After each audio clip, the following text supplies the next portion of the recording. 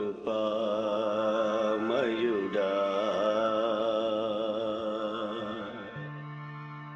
నీలోనా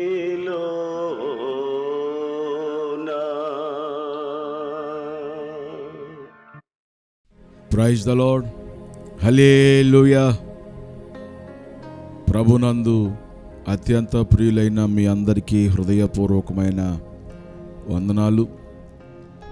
ఈ సమయంలో దేవుడు మనకిచ్చినటువంటి మరొక రోజును బట్టి దేవుణ్ణి స్తుతిస్తూ ఉన్నాను. దేవుడు మనకిచ్చినటువంటి ఈ నూతన దినాన్ని బట్టి దేవునికి మహిమ కలుగునుగాక. దేవుడు మిమ్ములను మీ కుటుంబాలని దీవించి ఆశీర్వదించునుగాక. ప్రియులారా, మీకు శుభము కలుగునుగాక. మంచిది. దేవుని యొక్క వాక్యంలో నుండి కొన్ని మాటలు మనము ధ్యానం చేసుకుందాం. అందరూ కూడా తలలు వంచండి, చిన్న ప్రార్థన చేసుకొని వాక్యాన్ని మనం విందాం. మహాపరిశుద్ధుడైన మా ప్రియ తండ్రి, ప్రేమాస్వరూపుడు అయిన మా దేవా, మీకు వందనాలు, స్తుతులు, స్తోత్రాలు చెల్లిస్తూ ఉన్నాం. ఈ యొక్క మా తండ్రి సమయంలో మరొకసారి నీ పాద సన్నిధికి వచ్చే కృప మాకు ఇచ్చినందుకు మీకు స్తోత్రాలు చెల్లిస్తున్నాం. ఈ స్థలంలో మీరు ఉండండి, మీ సన్నిధిని ఉంచండి. మా ప్రభువా, నీ మాటలను మేము ధ్యానం చేసుకోబోతుండగా మీ కృప చూపు. ఎందరైతే మా ప్రభువా ఈ యొక్క ప్రత్యేక ప్రార్థనలో పాల్గొన్నారో ఒక్కొక్కరిని దీవించి ఆశీర్వదించమని వందనాలు చెల్లిస్తూ యేసు నామములో ప్రార్థిస్తున్నాను తండ్రి. ఆమేన్, ఆమేన్. ప్రియులారా, దేవుని వాక్యములో నుండి దినవృత్తాంతముల 2వ గ్రంథము 14వ అధ్యాయము మొదటి నుండి కొన్ని వాక్య భాగాలను మనం చదివితే అక్కడ ప్రియులారా, ఆస అనబడినటువంటి రాజును గూర్చి అనేకమైనటువంటి విషయాలు రాయబడి ఉన్నాయి. మొట్టమొదట 14వ అధ్యాయము మొదటి నుండి చదువుకుందాం. అబీయా తన పితరులతో కూడా నిద్రింపగా జనులు అతనిని దావీదు పట్టణమందు పాతిపెట్టిరి. అతనికి బదులు అతని కుమారుడైన ఆస రాజాయను. ఇతని దినములలో దేశము 10 సంవత్సరములు నెమ్మది పొందెను. ఆస తన దేవుడైన యెహోవా దృష్టికి అనుకూలముగాను యథార్థముగాను నడిచినవాడై అన్యదేవతల బలిపీఠములను పడగొట్టి ఉన్నత స్థలములను పాడు చేసి ప్రతిమలను పగలగొట్టి దేవతాస్తంభములను కొట్టివేయించి వారి పితరుల దేవుడైన యెహోవాను ఆశ్రయించుటకు ధర్మశాస్త్రమును బట్టియు విధిని బట్టియు క్రియలను జరిగించుటకును యూదా వారికి ఆజ్ఞాపించెను. దేవునికి మహిమ కలుగునుగాక. 6వ వచనం చదివినప్పుడు, ఆ సంవత్సరములలో అతనికి యుద్ధములు లేకపోవట చేత దేశములో నెమ్మది కలిగి ఉండెను. యెహోవా అతనికి విశ్రాంతి దయచేసి ఉండగా అతడు యూదా దేశమున ప్రాకారములు గల పట్టణములను కట్టించెను. దేవునికి మహిమ కలుగును గాక. ప్రభునందు ప్రియులారా, ఈ మాటలు మనం గమనించినప్పుడు ఆస అనేటటువంటి ఒక రాజు ఉన్నాడు. ఆ రాజు కాలంలో అతను పరిపాలిస్తున్నటువంటి దినాల్లో ఆ దేశము 10 సంవత్సరములు నెమ్మదిగా ఉందంట, సమాధానంగా ఉన్నదంట. ఎందుకని అని మనం చూసినప్పుడు దేశాన్ని పరిపాలిస్తున్నటువంటి ఒక రాజు ఎలాంటి వాడుగా ఉన్నాడో చూస్తాం.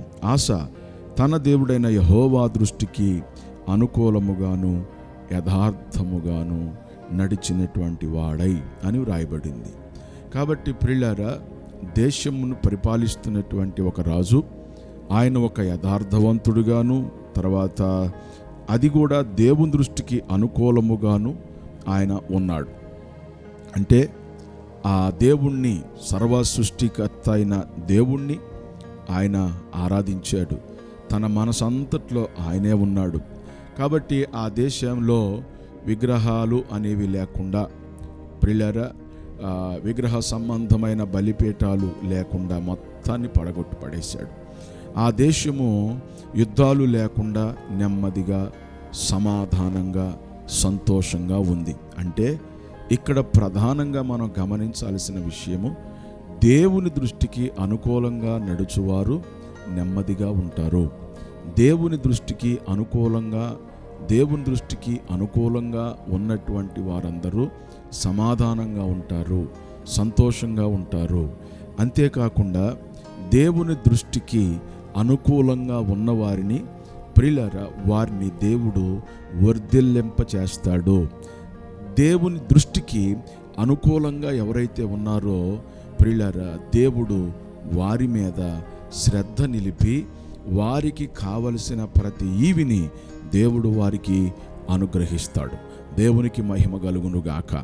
అయితే ఇక్కడ మనము గమనించినప్పుడు ప్రియులారా, 9వ వచనాన్ని ఒకసారి మనం చూస్తే, కూషీయుడైన జెరహు వారి మీద దండెత్తి 1000 సైన్యములను 300 రథములను కూర్చుకొని బయలుదేరి మారేషా వరకు రాగా ఆస అతనికి ఎదురుపోయెను. వారు మారేషా నొద్ద జపాతా అను పల్లపు స్థలమందు పంక్తులు తీర్చి యుద్ధము కలుపగా. ఇప్పుడు కూషీలు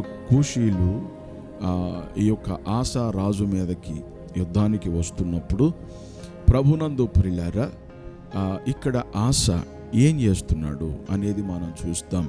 ఈరోజు మన ప్రధాన అంశం ఇదే. ఆస చేసినటువంటి ప్రార్థన ఏ విధంగా ఉన్నదో మనము చూస్తాం. ఎప్పుడు ప్రార్థన చేశాడు ప్రియులారా? మనం గమనించినప్పుడు దేవుని దృష్టికి అనుకూలంగా ఉన్నాడు. రెండవది, ప్రార్థన చేశాడు. ఎప్పుడు? శత్రువులు కూషీలు మరి వీరి మీదకి యుద్ధానికి వస్తున్నటువంటి ఆ సమయంలో ప్రియులారా, దేవుణ్ణి ఆశ్రయించాడు. ఇది మొట్టమొదట మనం తెలుసుకోవలసినటువంటి విషయం. ప్రియులారా, మన జీవితంలో ప్రతి విషయంలో కూడా దేవుణ్ణి ఆశ్రయించటం నేర్చుకోవాలి. మనుషులను ఆశ్రయించుట కంటే దేవుణ్ణి ఆశ్రయించుట మంచిది, మేలు. కాబట్టి మనుషులు నిమిత్త మాత్రులు, మనుషులు ఏ సహాయమును చెయ్యలేరు, మనుషులు నమ్మక ద్రోహులు, మనుషులు మాట ఇస్తారు కానీ మాట తప్పుతారు. కానీ మాట దేవుడు ఇచ్చిన తర్వాత ఆ మాటలు దేవుడు నెరవేరుస్తాడు. అంతేకాదు, దేవుడు తన వాగ్దానములను నెరవేర్చేటటువంటి దేవుడు. తనను ఆశ్రయించినటువంటి వారికి కార్యాలు సఫలపరిచేటటువంటి దేవుడు. కాబట్టి ఇక్కడ మనం గమనించాలి, యుద్ధ సమయంలో ప్రియులారా, కూషీలు విస్తారమైనటువంటి సైన్యముతో ఆసా మీద యుద్ధానికి వస్తున్నప్పుడు ఇప్పుడు దేవుణ్ణి ఆశ్రయించాడు. ఎవరు? రాజైనటువంటి ఆసా. తన దగ్గర సైన్యము లేరా? ఉన్నారు. తన దగ్గర మరి రథాలు లేవా? ఉన్నాయి. తన దగ్గర కత్తులు లేవా? ఉన్నాయి. ఈటెలు లేవా? ఉన్నాయి. అయితే వారు విస్తారమైనటువంటి సైన్యముతో వస్తున్నారు. వారిని ఎదుర్కొనే అంత సామాగ్రి, వారిని ఎదుర్కొనే అంత బలము, వారిని ఎదుర్కొనే అంత ప్రియులారా శక్తి లేదు. అందువల్ల ఇప్పుడు ఎవరిని ఆశ్రయించాడు? దేవుణ్ణి ఆశ్రయించాడు. ఈరోజు ఒక్క విషయం మనందరం గమనించాలి. మనకి ఏది ఉన్నా, అండ ఉన్నా, బలమున్నా, బంధుబలం ఉన్నా, స్నేహితులు బలం ఉన్నా, రాజకీయ బలం ఉన్నా, తర్వాత డబ్బు బలం ఉన్నా, బంగార బలం ఉన్నా, ఏ బలము నీకు ఉన్నప్పటికీ ప్రియులారా, దేవుణ్ణి నువ్వు ఆశ్రయించటం నేర్చుకోవాలి. అప్పుడే నీ కష్టాలన్నీ పోతాయి, నీ బాధలన్నీ పోతాయి. అయితే ఇక్కడ మనం గమనించాలి, ఆస ఇప్పుడు ఈ సమయంలో ఏం చేస్తున్నాడు? 11వ వచనంలో ఆస చేసినటువంటి ప్రార్థన మనం చూస్తాం. ఆస తన దేవుడైన యెహోవాకు మొర్రపెట్టి, యెహోవా, విస్తారమైన సైన్యము చేతిలో ఓడిపోకుండా బలము లేని వారికి సహాయము చేయుటకు నీకన్నా ఎవరునూ లేరు. మా దేవా యెహోవా, మాకు సహాయము చేయుము. నిన్నే నమ్ముకొని ఉన్నాము. నీ నామమును బట్టియే ఈ సైన్యమును ఎదిరించుటకు బయలుదేరి ఉన్నాము. యెహోవా, నీవే మా దేవుడవు. నరమాత్రులను నీ పైన జయము నొందనీయకము అని ప్రార్థింపగా అని వ్రాయబడింది. ఎంత చక్కని ప్రార్థన బలమైనటువంటి ప్రార్థన ఆశ చేస్తున్నాడో ఈ వాక్య భాగంలో మనం గమనించాలి. మొట్టమొదట ఆశ చేసినటువంటి ప్రార్థన యథార్థమైనది. ఏంటంటే ఆశ 11వ వచనంలో తన దేవుడైన యెహోవాకు మొర్రపెట్టి అనే మాట మనం చదువుతాం. ప్రియులారా, ఆయన మొర్రపెట్టిన ఆ మొర్రలో యథార్థత అనేది ఉంటుంది. కాబట్టి యథార్థత, ఆయన చేసినటువంటి ప్రార్థనలో యథార్థం ఉన్నది. యథార్థమైనటువంటి ప్రార్థన చేశాడు అంటే యెహోవాకు మొర్రపెట్టాడు. ఇక్కడ మనము మొర్రపెట్టాము అని అంటేనే ప్రియులారా, మనము హృదయపూర్వకంగా మనము ప్రార్థన చేయగలుగుతాం.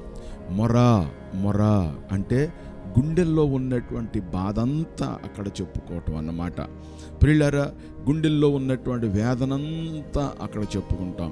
గుండెలో వేదన ఉన్నప్పుడు, గుండెలో భారం ఉన్నప్పుడు ప్రియులారా ఏది దాగదు, సమస్తాన్ని అది నోటి నుండి బయటికి వచ్చేస్తుంది. అలాగే ప్రియులారా, ఆశ దేవుని యొక్క సన్నిధిలో మొర్రపెట్టాడు.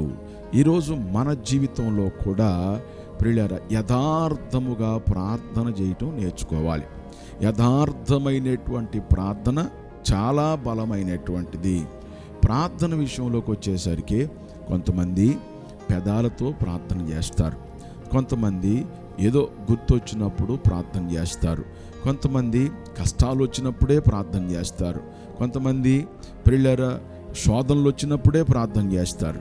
కానీ ప్రార్థన అనేది ప్రియులారా ఎల్లప్పుడూ మనం చేయాలి. కాబట్టి శోధన రాకుండా ఉండటానికి ఆ శోధనని బ్రేక్ చేసేది ఏమిటంటే అనగా అడ్డు ఉండేది ఏమిటంటే ప్రార్థన. యేసు ప్రభువే చెప్పాడు, మీరు శోధనలో ప్రవేశించకుండా ఉండునట్లు మెలకువగా ఉండి ప్రార్థన చేయమన్నాడు. కాబట్టి ప్రభునందు ప్రియులారా ఏదైనప్పటికీ ఆపేయాలి, మన మీదకు రాకుండా ఆగిపోవాలి అని అంటే ప్రార్థనే అడ్డుబండగా ఉంటుంది. కాబట్టి ప్రార్థన చేయటం ఎవరు కూడా మానవద్దు.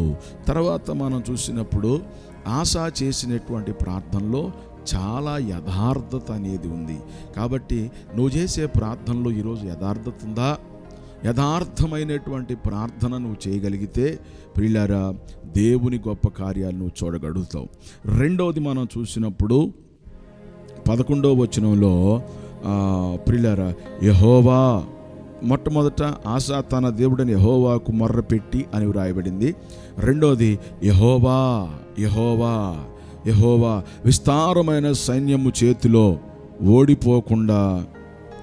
ఓడిపోకుండా బలము లేని వారికి సహాయం చేయుటకు నీకన్నా ఎవరు లేరు. ఇక్కడ తర్వాత రెండో పాయింట్ ఏంటంటే యెహోవా యథార్థంగా ప్రార్థన చేశాడు. రెండవది అతను చేసినటువంటి ప్రార్థన వ్యక్తిగతమైనటువంటి ప్రార్థన. వ్యక్తిగతమైంది అంటే యెహోవా అని తను దేవుని యొక్క సన్నిధిలో ఆయన నామముని ఎత్తి ప్రార్థిస్తున్నాడు. యెహోవా అంటే వ్యక్తిగతమైనటువంటి ప్రార్థన. ఈరోజు ప్రభునందు ప్రియులారా ఆశ ఒక్కడే అక్కడ ప్రార్థన చేశాడు. అట్లాగే నీ జీవితంలో ఎవరి మీద ఆధారపడి ప్రార్థన చేయొద్దు, ఎవరి మీద ఆధారపడి ప్రార్థన చేయొద్దు, ఎవరి కోసమో నువ్వు ప్రార్థన చేయొద్దు. ప్రార్థన చేసేటప్పుడు వ్యక్తిగత ప్రార్థన అనేది చాలా అవసరము. అందుకే యేసు ప్రభువారు మత్తయి సువార్తలో 6వ అధ్యాయంలో ఏమి చెప్పాడంటే, వేషధారుల వల్లే మీరు ప్రార్థన చేయొద్దు. వారు వీధుల మూలల్లో నుంచొని ప్రార్థన చేయటం, మనుషులకు కనబడవల్లని ప్రార్థన చేయటం వాళ్ళకి అలవాటు. కానీ మీరు ప్రార్థన చేసేటప్పుడు మీ గదిలోనికి వెళ్ళండి, తలుపేసుకోండి, రహస్యమందు ఉన్నటువంటి నీ తండ్రికి ప్రార్థించండి. అప్పుడు రహస్యమందు చూచు నీ తండ్రి నీకు నీ ప్రార్థనలకించి నీకు సహాయం చేస్తాడు. కాబట్టి ప్రియులారా ఒక భక్తుడు అన్నాడు, నీ హృదయంలో వాక్యం ఉండాలి, గదిలో ప్రార్థన ఉండాలి, హృదయంలో వాక్యం ఉండాలి, మదిలో వాక్యం ఉండాలి, గదిలో ప్రార్థన ఉండాలి. కాబట్టి ఎంత అద్భుతమైనటువంటి మాటలు ప్రియులారా. మన జీవితంలో వ్యక్తిగత ప్రార్థన, నువ్వు గదిలో ప్రార్థన చేస్తావో, యేసు ప్రభువారు అరణ్యంలోకి వెళ్ళి ప్రార్థన చేశాడు వ్యక్తిగతంగా. కాబట్టి ఆయన కొండ మీదకి వెళ్ళి వ్యక్తిగతంగా ప్రార్థన చేశాడు.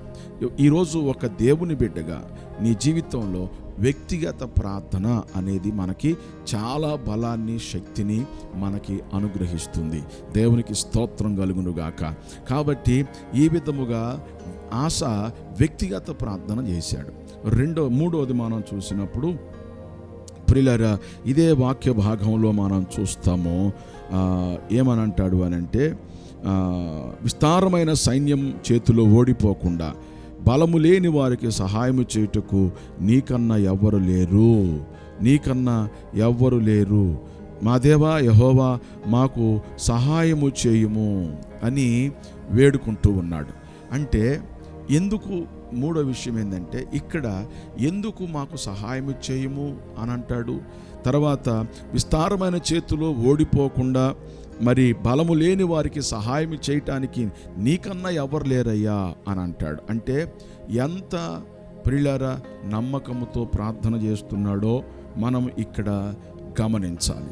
ఎంత దేవుడే మనకు సహాయం చేస్తాడు అనేటటువంటి ఒక గొప్ప నమ్మకము ఇక్కడ కనపడుతూ ఉంది. అయితే దేవుని వాక్యములో మనం చూసినప్పుడు సహాయము ఎవరి ద్వారా కలుగుతుంది? యేసయ్య ద్వారానే జరుగుతుంది, దేవుని ద్వారానే జరుగుతుంది.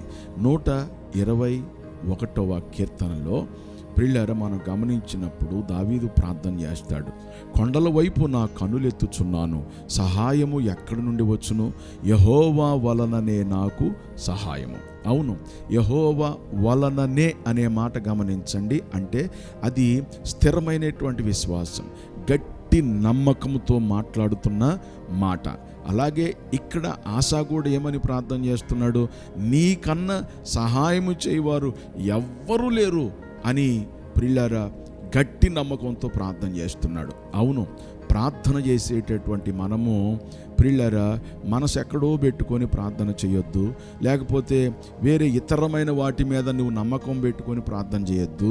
నీకు దేవుని మీద గట్టి నమ్మకం ఉంటే నువ్వు గట్టి నమ్మకంతోనే ప్రార్థన చేయాలి. గట్టి నమ్మకంతో నువ్వు ప్రార్థన చేయలేనప్పుడు దేవుని సహాయాన్ని నువ్వు పొందలేవు. కానీ ఆశ ఇక్కడ మనం గమనించినప్పుడు గట్టి నమ్మకంతో ప్రార్థన చేస్తున్నాడు. ఇంకో మాట ఏమన్నాడో చూశారా? నీ నామమును బట్టియే ఈ సైన్యమును ఎదిరించడానికి బయలుదేరి ఉన్నాము. దానికి పైన ఇంకో మాట చదువుతాము, ప్రియులారా, నిన్నే నమ్ముకొని ఉన్నాము. ఇక్కడ ఈ మాటలో ఎంత గొప్ప విశ్వాసం కనపడుతుందో, ఎంత గొప్ప గట్టి విశ్వాసం కనపడుతుందో మీరు చూస్తున్నారు. అయ్యా గమనించండి ప్రియులారా, మీరు ఎవరెవరు నమ్మారో, ఎక్కడెక్కడికి వెళ్తున్నారో. కొన్నిసార్లు నీ అవసరాన్ని బట్టి ప్రియులారా నీవు సహాయాన్ని పొందలేనప్పుడు నీవు అన్ని జనుల మాటలు విని ఒకవేళ పక్కకి వెళ్తున్నావా? నీవు ఎవరి మీద నమ్మకాలు పెట్టుకుంటున్నావు? వాళ్ళు అన్యజనులు ఏం చెప్తారో అది నువ్వు విని వీళ్ళ మీద వాళ్ళు ఎక్కడికి పొమ్మంటే అక్కడికి, ఏం చేయమంటే అది ఒకవేళ చేస్తున్నావా? అది చేస్తూ తిరిగి మరలా దేవుని మీద నాకు నమ్మకం ఉందని చెబుతున్నావా? అలా చేయొద్దు ప్రియులారా. ఆశ అంటాడు, నిన్నే నమ్ముకొని ఉన్నాము. కాబట్టి ఎవరిని నమ్మలేదు, ఆయనను మాత్రమే నమ్మాడు. అవును ప్రియులారా, అంత గట్టి నమ్మకం ఉండాలి, అంత గొప్ప విశ్వాసం ఉండాలి, అంత గొప్ప ప్రియులారా గట్టి నమ్మకము దేవుని మీద ఉంచుకుని మనము ప్రార్థన చేసినప్పుడే దేవుని గొప్ప కార్యాలు నీ కుటుంబ జీవితంలో నువ్వు చూడగలుగుతావు. వాక్యాన్ని మనం చూసినప్పుడు ప్రభునందు ప్రియులారా ఆశ అంటాడు, నిన్నే నమ్ముకున్నామయ్యా, మేము ఎవరిని నమ్మలేదు, నువ్వే మాకు సహాయకుడవు, నరమాత్తులను మా మీద జయము నొందనీయొద్దు, నీవు మా పక్షాన ఉండే దేవుడవు, మాకు సహాయకుడవు నీవే అని ప్రార్థన చేశాడు. అటువంటి ప్రార్థన ఈరోజు నువ్వు చేస్తున్నావా? మనందరం చేస్తున్నావా? ప్రభునందు ప్రియులారా, నీవు అంత గట్టి నమ్మకంతో ప్రార్థన చేయగలిగితే దేవుడు ఎందుకు కార్యం చేయడు నీ జీవితంలో, ఎందుకు అద్భుతం చేయడు నీ జీవితంలో? తర్వాత ఇంకో మాట అంటాడు, నిన్నే నమ్ముకున్నాము అని చెప్పి నీ నామమును బట్టియే ఈ సైన్యమును ఎదిరించుటకు బయలుదేరి ఉన్నాము. గట్టి నమ్మకంతో ప్రార్థన చేసి నీ నామమును బట్టియే ఈ సైన్యమును ఎదిరించుటకు బయలుదేరి ఉన్నాము. అవును ప్రియులారా, ఇక్కడ ఎంత విశ్వాసము కనపడుతుంది ఆశ యొక్క జీవితంలో, ప్రార్థనలో. అవును, విశ్వాసముతో అడుగు వేయటం నేర్చుకోవాలి. ఆశ ప్రార్థన చేశాడు గట్టి నమ్మకంతో, యథార్థంగా ప్రార్థన చేశాడు, వ్యక్తిగతంగా ప్రార్థన చేశాడు. ప్రియులారా, ఇంకోటి మనం చూసినప్పుడు సహాయము చేయము అనే కాడ స్పష్టమైనటువంటి ప్రార్థన చేశాడు. ఏమిటి ఆ స్పష్టమైనటువంటి ప్రార్థన?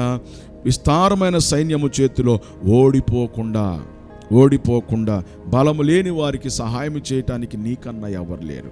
అంటే స్పష్టంగా ప్రార్థన చేశాడు, నమ్మకంగా ప్రార్థన చేశాడు. ప్రార్థనలో కూడా స్పష్టత ఉండాలి. ప్రభువా నాకు సహాయం చేయమంటే ఏం సహాయం చేయాలి దేవుడు నీకు?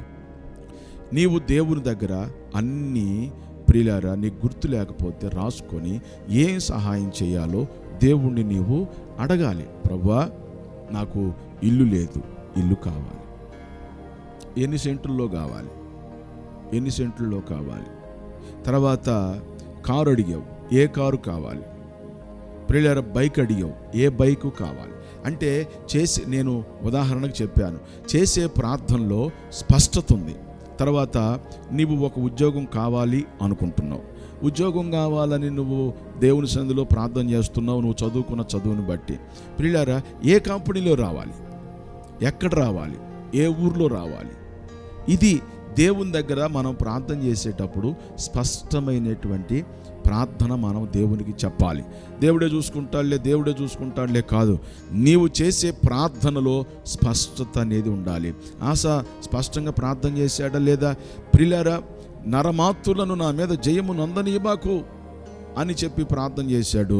ప్రభువా బలము లేని వారికి నీవే సహాయం చేసే దేవుడు అని స్పష్టంగా ప్రార్థన చేశాడు. అవును, చేసే ప్రార్థనలో ఏదో ప్రభునందు ప్రియులారా పెదాలతో నాలుకతో మనమేదో గబగబ ప్రార్థన చేసి మనము వెళ్ళిపోతూ ఉంటాం. అలా కాదు, చేసే ప్రార్థనలో స్పష్టత ఉండాలి. తర్వాత మనం గమనించినప్పుడు గట్టి నమ్మకంతో ప్రార్థన చేసినటువంటి వారుగా ఉండాలి. గట్టి విశ్వాసం మనలో ఉండాలి. తర్వాత ప్రార్థన చేసిన తర్వాత మనం వేసే అడుగు విశ్వాసంతో అడుగేయాలి. ఎవరి నామంలో? యేసుక్రీస్తు నామంలో, దేవుని నామములో మనం అడుగు ముందుకు వేయాలి. అక్కడే నుంచోకూడదు. అనగా అడుగు ముందుకు వేయటము అనగా నీ ప్రయత్నము నీ కార్యము నువ్వేం చేయాలంటే ఆ పని చేయటాన్ని నువ్వు అడుగు ముందుకు వేయాలి. అనగా ప్రభునందు ప్రార్థన చేశావు, ఇక నీవు ఉద్యోగం కొరకు ప్రయత్నం చేయి. నువ్వు ప్రార్థన చేశావు, కారు కొనటానికి ప్రయత్నం చేయి. నీవు ప్రార్థన చేశావు, ఇల్లు కట్టడానికి ప్రయత్నం చేయి. ఈ విధంగా మీరు గమనించండి. నువ్వు అడుగు ముందుకు వేస్తే దేవుని గొప్ప కార్యములను చూడగలుగుతావు. విశ్వాసముతో నువ్వు అడుగు ముందుకు వేయాలి. దేవుని వాక్యములో ఒక మాట మీకు చెప్తాను. ఏంటంటే విశ్వాసముతో అడుగు ముందుకు వేయాలి అనే మాట కాడ అడుగు ముందుకు వేయటం ఏంటి? నీ ప్రయత్నము నువ్వు చేయాలి. దేవుని వాక్యం ఏం చెబుతుందో మనము చూద్దాము. కీర్తన గ్రంథం 1వ అధ్యాయం 3వ వచనంలో చూసినప్పుడు ప్రియులారా చివరి లైన్, 3వ వచనం చివరి లైన్, అతడు చేయునదంతయు సఫలమగును అనే మాట ఉంది. అంటే ఏం చేస్తాడు, మరి ఏమి చెయ్యాలనుకొని అడుగు ముందుకు వేస్తున్నాడో ఆ కార్యాన్ని దేవుడు సఫలపరుస్తాడు. కాబట్టి నువ్వు ప్రార్థన చేయాలి, పని ప్రారంభించాలి. ఆ పనిని దేవుడు కొనసాగిస్తూ ఉంటాడు. ఆ కార్యాన్ని దేవుడు సఫలపరుస్తుంటాడు.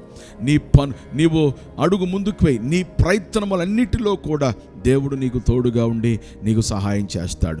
ప్రార్థన చేసిన తర్వాత మనము అడుగు ముందుకు వేసి నడవాలి. ఆశ అదే ఇక్కడ ప్రార్థన చేస్తున్నాడు. రెండవది, తను ఎట్లా అడుగు ముందుకు వేసాడో తెలుసా? తన సొంత ఆలోచనతో వేయట్లా, లేకపోతే తన మీద ఆధారపడి వేయట్లేదు. దేవుని నామములో, అయ్యా నీ నామమును బట్టియే ఈ యొక్క సైన్యమును ఎదిరించుటకు బయలుదేరి ఉన్నానని చెప్తాడు. నీ నామమును బట్టే నేను ఈ సైన్యాన్ని ఎదిరించడానికి బయలుదేరుతున్నానని చెప్పాడు. ప్రభునందు ప్రియమైన వారలారా, దేవుని నామము ఎంత గొప్ప నామమో తెలుసా? ఈరోజు నువ్వు ఏ పని ప్రారంభించినా, ఏ పని చేయాలనుకున్నా, యేసు నామములో ఈ పనిని నేను ప్రారంభిస్తున్నాను, లేక తండ్రి యొక్క, కుమారుని యొక్క, పరిశుద్ధాత్మ యొక్క నామములో నేను ఈ పని ప్రారంభిస్తున్నాను, నేను నా ఉద్యోగ ప్రయత్నానికి నేను ముందుకు అడుగు వేస్తున్నాను, నా దేవుని నామంలో నేను బయలుదేరుతున్నాను అని నీవు విశ్వాసంతో ముందు అడుగు వేయాలి. ప్రియులారా, అపోస్తుల కార్యములు 3వ అధ్యాయం మొదట్లో చదివినప్పుడు పేతురు యోహాన్లు దేవాలయానికి ఎక్కి వెళుతూ ఉంటే అక్కడ పుట్టుకతో కుంటివాడైన ఒకడు ఆ దేవాలయం దగ్గర అడుక్కుంటూ ఉన్నాడు. అయితే అందరూ వారికి తోచింది అతనికి ఇచ్చి వెళుతూ ఉన్నారు. అయితే పేతురు యోహాన్లు వస్తున్నప్పుడు వారి వైపు తేరి చూస్తున్నాడంట. ప్రియులారా, ఏమో వీళ్ళు చాలా ధనవంతులు కనపడుతున్నారు, అందరికంటే వీళ్ళు బాగా ఇస్తారేమో అనుకుని ఉండుంటాడు. అయితే పేతురు యోహాన్లు అక్కడికి వచ్చారు. ప్రియులారా, పేతురు అన్నాడు, బాబు, వెండి బంగారాలు మా దగ్గర లేవు, మాకు కలిగిందే నీకు ఇస్తున్నాం, నజరేయుడైన యేసు నామంలో లేచి నువ్వు నిలబడు అని చెప్పి ఎప్పుడైతే చెప్పారో అతడు దిగ్గున లేచి నిలబడ్డాడు. అతని కాళ్ళు చీలమండలం ప్రిల్లర అన్ని సడలించబడ్డాయి. అద్భుతంగా అతను నడవగలిగాడు. కాబట్టి దేవుని నామంలో అంత గొప్ప శక్తి ఉంది. కాబట్టి ఈ దినాన ప్రిల్లరా, నువ్వు చేసేటటువంటి ప్రార్థన ఉందే, నువ్వు చేసే ప్రార్థన ప్రియులారా ఎట్లా ఉండాలో తెలుసా? యథార్థమైందై ఉండాలి.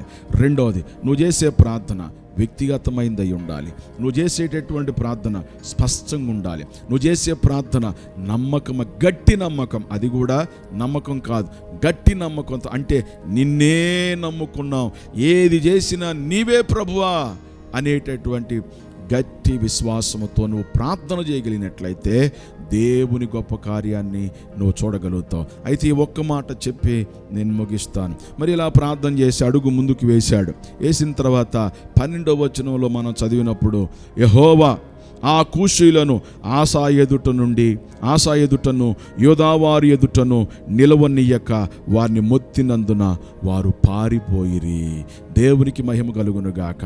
అంటే ఆశ చేసిన ప్రార్థన దేవుడు విన్నాడు. కాబట్టి ఆ కూషీలను ఆశా ఎదుట యోదావారి ఎదుట నిలవకుండా వారిని మొత్తినందున వారు పారిపోయారని వ్రాయబడి ఉంది. అవును ప్రియులారా, నువ్వు చేసే ప్రార్థన ఏదైతే ఉందో యథార్థమైన, వ్యక్తిగతమైన, తర్వాత స్పష్టమైన, నమ్మకమైన ప్రార్థన, దేవునిపై ఆధారపడి విశ్వాసంతో ఎప్పుడైతే ఆయన నామంలో ముందు అడుగు వేస్తావో నీ ఎదుట ప్రభునందు ప్రియులారా ఏది నిన్ను బాధించేదైనా, కృంగదీసేదైనా, ఇబ్బందులైనా, కష్టాలైనా అవన్నీ నీ ఎదుటించి పారిపోయేటట్టు చేస్తాడు దేవుడు. నీకు నెమ్మదినిస్తాడు, నీకు సమాధానాన్ని ఇస్తాడు, ప్రియులారా సంతోషాన్ని ఇస్తాడు. నువ్వు జీవితంలో ఫుల్ హ్యాపీగా నీవు ఉండవచ్చు. కాబట్టి నా ప్రియమైన దేవుని పిల్లలారా, ఈరోజు ఆశా ప్రార్థనలో ఎంత బలముందో చూసారా? ఆయన చేసినటువంటి ఆ ప్రార్థనలో ఎంత బలముందో ఈరోజు నువ్వు చేసే ప్రార్థనలో కూడా అలా నువ్వు ప్రార్థన చేయగలిగినట్లయితే నీ ప్రార్థనలో బలం ఉంటుంది. నీతిమంతులు చేయు ప్రార్థన ఎలా ఉంటుందంటే బలమైనది. కాబట్టి మరి ఆశ ప్రార్థన ఇంత బలమైందిగా ఎందుకుంది? యథార్థంగా ప్రార్థన చేశాడు, వ్యక్తిగతంగా ప్రార్థన చేశాడు, స్పష్టంగా ప్రార్థన చేశాడు, దేవుని మీద గట్టి నమ్మకంతో ప్రార్థన చేశాడు, విశ్వాసంతో అడుగు ముందుకు వేశాడు. అంతేకాకుండా అతని ప్రార్థనకు బలం ఉండటానికి మరో కారణం ఏంటంటే యెహోవా దృష్టికి, అనగా దేవుని దృష్టికి యథార్థముగాను అనుకూలముగా నడిచాడు. కాబట్టి అతని ప్రార్థన దేవుడు విన్నాడు. ప్రియులారా, శత్రువులను ఆయన ఎదుట లేకుండా పారిపోజేశాడు. ఈరోజు నీ జీవితంలో కూడా ప్రియులారా అటువంటి బలమైన ప్రార్థన, నీ ప్రార్థనకు అంత బలాన్ని చేకూర్చుకోవటానికి ఈ విధముగా ఆశావలి ప్రార్థన చేయి. సమృద్ధైన దేవుని కృపను పొందుకుంటావు. దేవుడు ఈ మాటలు నీ వినికిల్లో దీవించునుగాక. ఆమేన్. ప్రియులారా, ప్రార్థన చేసుకుందామా? తలలు వంచండి. ప్రార్థన. మహాపరిశుద్ధుడు అయిన మా ప్రియ తండ్రి, సర్వాధికారివైన యేసయ్యా, మీకు వందనాలు, స్తుతులు, స్తోత్రాలు చెల్లిస్తూ ఉన్నాం. ఈ సమయంలో మరోసారి నీ పాదాల వద్దకు వస్తున్నాము నాయన. మా మంచి దేవుడా, మా కృప కలిగిన దేవుడా, ఈ ఉదయకాలములో మా ప్రభువా నీ బిడ్డల్ని కలుసుకునే భాగ్యాన్ని ఇచ్చినందుకే మీకు స్తోత్రాలు. ఈ మాటలు విన్న ప్రతి బిడ్డ బలపరచబడునుగాక, ఆశీర్వదించబడునుగాక, కృపలో వర్ధిల్లునుగాక. ప్రభువా, ఏదైతే వారి ఎదుట వారిని కృంగదీసేవి సమస్యలు ఉన్నాయో, వారిని కన్నీరు పెట్టే సమస్యలు ఉన్నాయో, వారి ఎదుట నుండి అన్ని పారిపోవునుగాక యేసు నామంలో నెమ్మది సమాధానము నా బిడ్డలకు మీరు అనుగ్రహించండి, కృపలో బలపరచండి. ప్రభువా, ఈరోజు పుట్టినరోజు జరుపుకుంటున్న బిడ్డల్ని దీవించు నాయన, పెళ్లి రోజు జరుపుకుంటున్న బిడ్డల్ని దీవించు నాయన, కృపా సన్నిధి తోడుగా ఉంచి సహాయం చెయ్యమని వందనాలు చెల్లిస్తూ యేసుక్రీస్తు నామంలో ప్రార్థిస్తున్నాను తండ్రి, ఆమేన్. మన తండ్రి అయిన దేవుని ప్రేమ, ప్రభు అయిన యేసుక్రీస్తు యొక్క కృప, పరిశుద్ధాత్ముని యొక్క అన్యోన్య సహవాసము ఇప్పుడు ఎల్లప్పుడూ సదాకాలం అందరికీ తోడయుండి నడిపించునుగాక. Amen, amen. God bless you. ప్రతి ఒక్కరిని దేవుడు దీవించునుగాక. ప్రియులారా, దేవుడు మీకు తోడుగా ఉంటాడు. ధైర్యముగా ముందుకు వెళ్ళండి. God bless you. Praise the lord.